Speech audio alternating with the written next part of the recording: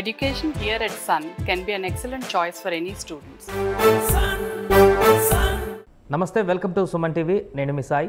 ఎన్డీఏలో ప్రధాని మోదీ మరోసారి ప్రధానమంత్రిగా ప్రమాణ స్వీకారం చేసిన తర్వాత ఏపీ పైన ప్రత్యేక ఫోకస్ పెట్టినట్టుగా కనపడుతుంది. ముఖ్యంగా చంద్రబాబు నాయుడు గారు ముఖ్యమంత్రి అయిన తర్వాత ఇక్కడ ఉన్నటువంటి ఎంపీలకు కూడా గతంలో కంటే ఎక్కువ ప్రాధాన్యత ఇస్తున్నట్టు కనపడుతుంది. అంతేకాకుండా రాష్ట్ర అభివృద్ధికి సంబంధించి కూడా ప్రత్యేకమైనటువంటి దృష్టితో ఉన్నట్టుగా కనబడుతుంది.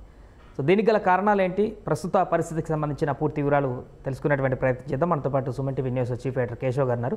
కేశవ్ గారు నమస్తే. నమస్తే. సో గతంతో పోలిస్తే ప్రధాని మోదీలో ఏమైనా మార్పు వచ్చిందా? ఏపీ పైన ప్రత్యేకమైనటువంటి ఫోకస్ పెట్టడం, ఎంపీలతో కూర్చొని గతంలో లేనట్టుగా మాట్లాడేటువంటి ప్రయత్నాలు చేయడము ఖచ్చితంగా మార్పు వచ్చింది. ఈ బంధం దృఢమైనది అన్నట్టుగా గతంలో చంద్రబాబు నాయుడు, నరేంద్ర మోడీ గారు ఒకే వేదిక పైన ఉన్నప్పుడు కూడా ఒక ఫార్మల్ మీటింగ్ లా కనిపించేది. ఎప్పుడు కూడా ఆత్మీయమైనటువంటి సమ్మిళితమైనటువంటి వాతావరణం అక్కడ ఎప్పుడు కనబడలేదు.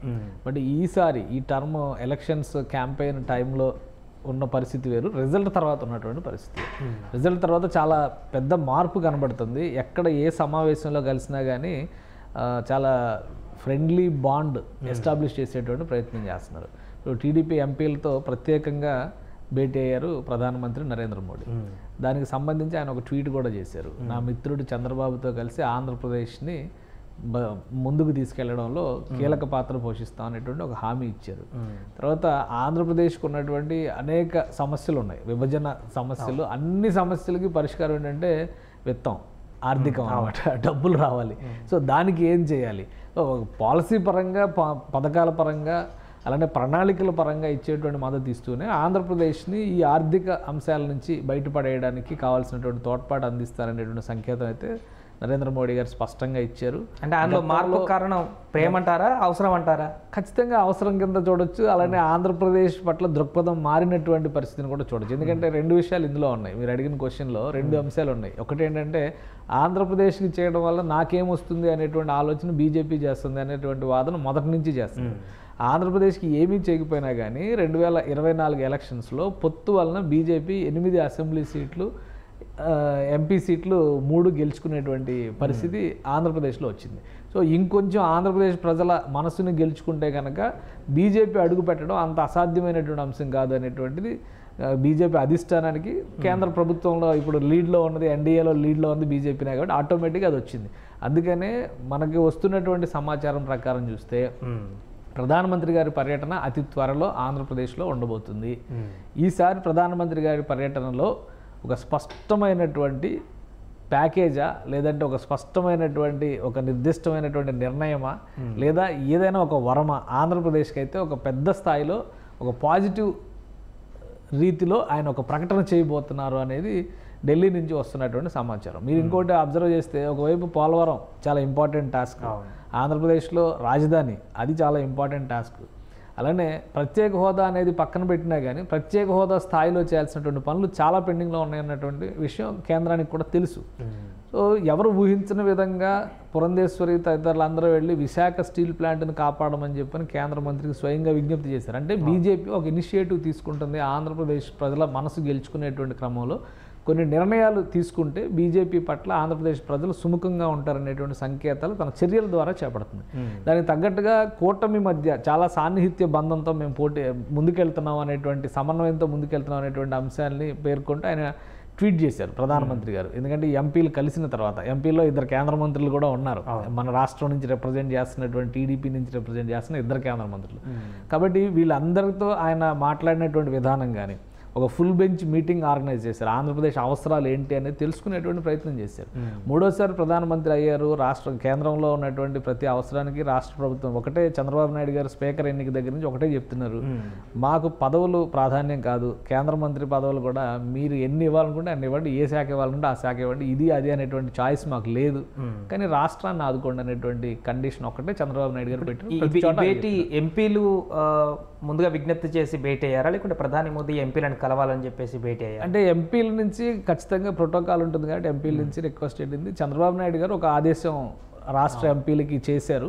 సో ఇన్వెస్ట్మెంట్స్ పైన రాష్ట్ర ఎంపీలు అలానే కేంద్ర ప్రభుత్వ పథకాల్లో మ్యాక్సిమం లబ్ధి ఏ విధంగా పొందాలి అనేటువంటి అంశం పైన రాష్ట్ర ఎంపీలు ప్రస్తుతం ఫోకస్ పెట్టారు. ఇందులో భాగంగా 2 కీలకమైనటువంటి నిర్ణయాలు జరిగినాయి. పోలవరంకి సంబంధించి ఎక్స్పర్ట్స్ కమిటీని ఫారిన్ నుంచి కొంతమంది ఎక్స్పర్ట్స్ని పిలిపించాలనేటువంటి విషయానికి కేంద్ర ప్రభుత్వ గ్రీన్ సిగ్నల్ లేకుండా అవి చేయడానికి అవకాశం ఉంది. సో అందుకని జలశక్తి మంత్రిత్వ శాఖకి ప్రత్యేకంగా విజ్ఞప్తి చేసినట్టుగా ఒక సమాచారం ఉంది. వాళ్ళు వస్తున్నారు పోలవరాన్ని సందర్శించడానికి. 29వ తేదీ ఫిక్స్ అయింది. అలానే చంద్రబాబు నాయుడు గారి పర్యటనల సందర్భంలో కూడా కర్ణాటక నుంచి వచ్చినటువంటి కొంతమంది ఇన్వెస్టర్స్తో ఆయన భేటీలు జరిపారు. అమరావతి విషయంలో ఎలా ముందుకెళ్లాలనేది ఎల్ఎన్టీ నుంచి వచ్చి ఎల్ఎన్టీ ఎండి సుబ్రహ్మణ్యన్ వచ్చి కలిశారు. సో ఇవన్నీ వరుసగా ఎందుకు జరుగుతున్నాయి అంటే ఆంధ్రప్రదేశ్లో ఒక యాక్టివిటీ తీసుకురావాలి, ఫైనాన్షియల్ యాక్టివిటీ తీసుకురావాలి, డెవలప్మెంట్ చూపించాలి, ప్రజల్లో ఒక విశ్వాసం పాదుకొల్పాలి, ముఖ్యంగా ఇన్వెస్టర్స్కి ఒక భరోసా ఇవ్వాలి. అందుకని ఆయన కుప్పం పర్యటన 2 రోజులు ముగించుకుని బెంగళూరులో బ్రేక్ టైంలో ఆగినటువంటి హెలికాప్టర్ సమయంలో కూడా బెంగళూరులో ఉన్న ఇన్వెస్టర్స్తో చంద్రబాబు నాయుడు గారు మాట్లాడారు. ఈ రాజధాని విషయంలో వాళ్ళు కొంత ఇన్వెస్ట్ చేయడానికి, అక్కడ డెవలప్మెంట్ ప్రాజెక్ట్స్ టేకప్ చేయడానికి రెడీగా ఉన్నారంటే ఖచ్చితంగా మేము పాజిటివ్గా ఉన్నాం, ఆ ఫ్రెండ్లీ అట్మాస్ఫియర్ క్రియేట్ చేయండి, మేము వస్తామనేటువంటి హామీ కూడా వాళ్ళు ఇచ్చారనేది ఒక సమాచారం. అంత తొందరలో ఇన్వెస్టర్లు అంత ధైర్యం చేయగలుగుతారా? ఎందుకంటే గతంలో ఉన్న కంపెనీలనే బయటకు వెళ్ళేటువంటి పరిస్థితిని చూసాం గత ప్రభుత్వం. అవును. ఇప్పుడు మరలా ఇప్పుడు కంపెనీ తీసుకొచ్చి అక్కడ పెడితే తర్వాత ఏం జరుగుతుందో ఫ్యూచర్లో? అదే గవర్నమెంట్ అనేది ఒక కంటిన్యూస్ ప్రాసెస్. ఆ ప్రాసెస్ని ఎవరు బ్రేక్ చేసినా కానీ దాని పర్యవసానాలు అనుభవించాల్సినటువంటి గత ప్రభుత్వం అదే జరిగింది. ఇప్పుడు గత ప్రభుత్వం చేసింది కియా మోటార్స్ దగ్గర నుంచి అమర్ రాజా బ్యాటరీస్ వరకు కూడా అక్కడ పెట్టాలి. ఇప్పుడు వీడియోస్ వైరల్ అవుతున్నాయి. అమర్ రాజా నుంచి ఎందుకు బయటకు వచ్చేసారు గల్లా జయదేవ్, ఆయనని అరెస్ట్ చేసిన సమయంలో చేసినటువంటి శిక్ష, ఆయన షర్టు విప్పి మొత్తం గాయాలు చూపిస్తూ వచ్చినటువంటి వీడియోలు బయటకు వచ్చినాయి.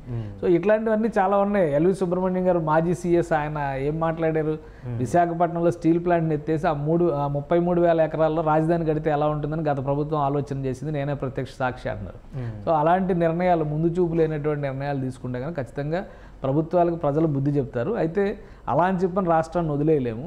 ఇప్పుడు ఈ వచ్చినటువంటి అవకాశాన్ని 3 పార్టీలు సమన్వయంతో కనుక ముందుకు వెళ్ళేటువంటి పరిస్థితి ఉంటే ప్రజల్లో విశ్వాసం పాదుకొల్పొచ్చు, అలానే పారిశ్రామికవేత్తల్లో విశ్వాసం పాదుకొల్పొచ్చు. ఎక్కడ అవకాశాలు అక్కడే వచ్చేలాగా ప్రభుత్వం చర్యలు తీసుకోగలిగితే కనుక ఆంధ్రప్రదేశ్ సమస్యల్ని వీలైనంత తొందరగా పాత గాయాలని మాన్చి మళ్ళీ ఒక గాడిలో పెట్టడానికి అవకాశం అయితే ఉండొచ్చు. అందుకనే పోలవరం, అమరావతి, ఇన్వెస్ట్మెంట్స్కి సంబంధించినటువంటి అంశాలు వీటిపైన ఎక్కువ ఫోకస్ పెడుతున్నారు చంద్రబాబు నాయుడు గారు. ఆ దిశలోనే ఎంపీలకు కూడా ఆయన డైరెక్షన్స్ ఇచ్చారు. అందుకనే కేంద్ర ప్రభుత్వ సహకారం కోసం, అందుకే నేను చెప్తుంది కూడా అతి త్వరలో ఢిల్లీ నుంచి ప్రధానమంత్రి ఆంధ్రప్రదేశ్లో పర్యటించేందుకు కావాల్సినటువంటి ఏర్పాట్లు జరుగుతున్నాయి. అది ఏ కార్యక్రమం అనేది రాష్ట్ర ప్రభుత్వం నుంచి క్లారిటీ వస్తుంది. బహుశా ఈ నెలలో, జూలై నెలలో జరిగేటువంటి అవకాశాలు ఉన్నాయి. ఈసారి పర్యటనకు వచ్చేటువంటి సందర్భంలో ఆంధ్రప్రదేశ్కి ఖచ్చితంగా ఆయన వరాలు ఇస్తారు అనేటువంటి సంకేతాలు అయితే కనిపిస్తున్నాయి. ఈ వ్యవహార శైలి, వీళ్ళ మధ్య బలపడుతున్నటువంటి సంబంధ బాంధవ్యాలు కూడా దాన్ని బలపరుస్తున్నట్టుగానే మనం చూడాల్సి ఉంటుంది. Right sir. సో అది మొత్తానికి ప్రస్తుతానికి టీడీపీ ఎంపీలతో ప్రధాని నరేంద్ర మోదీ గారు భేటీ అయినటువంటి సందర్భంగా ఏపీ పైన ప్రత్యేకమైనటువంటి ఫోకస్తో ప్రధాని మోదీ కూడా ఉన్నట్టుగా తెలుస్తుంది. అంతేకాక ఈ ఫోకస్ ఉన్నదాన్ని చూపించడం కోసం కొన్ని కీలకమైనటువంటి ఆదేశాలు లేకుంటే నిర్ణయాలు కూడా తీసుకునేటువంటి అవకాశం ఉన్నట్టుగా కూడా కనపడుతుంది. సుమన్ టీవీలో మీ పర్సనల్ అండ్ బిజినెస్ ప్రమోషన్స్ కోసం కింది నెంబర్కి కాంటాక్ట్ చేయండి.